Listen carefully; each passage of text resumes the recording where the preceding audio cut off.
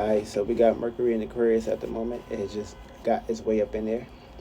So that means we need to basically be developing our own mind and our own ways of basically thinking, communicating, and associating what we got going on. Now, when Mercury was in Capricorn, you was supposed to have your mind in the cardinal matter. That means you should have utilized Capricorn energies to make sure that you was coming up with a new way to conduct how you conducting yourself when it comes to your business, your status, and of course how your career goes, and of course what you're known for. Now, if you're planting bad seeds, that means you're gonna be basically dealing with baggage from your house on the left versus prior to your house on the right. See, when it comes to this perspective in this area, wherever you got Aquarius at, you need to be basically unique. Also, you're going to have Saturn here too, which is in Aquarius. That means you're going to basically have a heavy emphasis when it comes to connecting, and of course, coming up with ways to basically connect with individuals, and of course, conduct yourself, collaborate, come together, work together. Teamwork make the dream work. And of course, if you ain't making the teamwork make the dream work with somebody, I mean, that means you're planting bad seeds. And that means you got to basically put yourself into a situation of basically playing catch up. And how you're going to play catch up is wherever you got Saturn at, and wherever you got Aquarius at in your charts.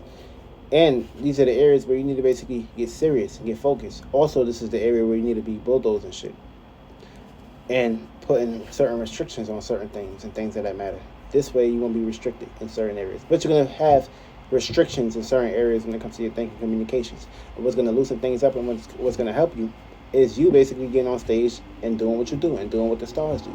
Getting on stage, and of course, life is all about getting on stage and expressing yourself and basically being your best person now. So you need to get your ass on stage, find out where you got Leo at, and that's going to basically help you connect the dots.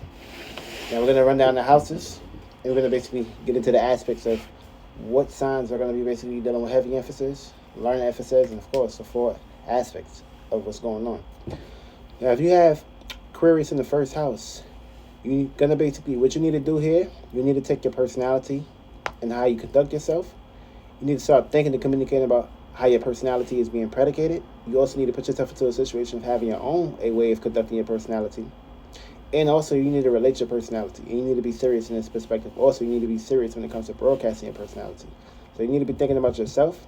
And also, you need to be basically thinking about how you're going to relate yourself to the world, which will be in your 7th house. That's the energy that's going to be opposing you.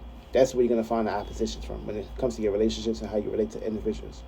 Try to bring peace, harmony, and balance in that area, because that's going to be the area where you're going to basically be dealing with opposing energies in that aspect. So be aware of that. And also, you need to basically just put yourself out there, be you, and of course, you're going to be out in that aspect. And when you're in this aspect, when Mercury gets into Pisces, we're going to see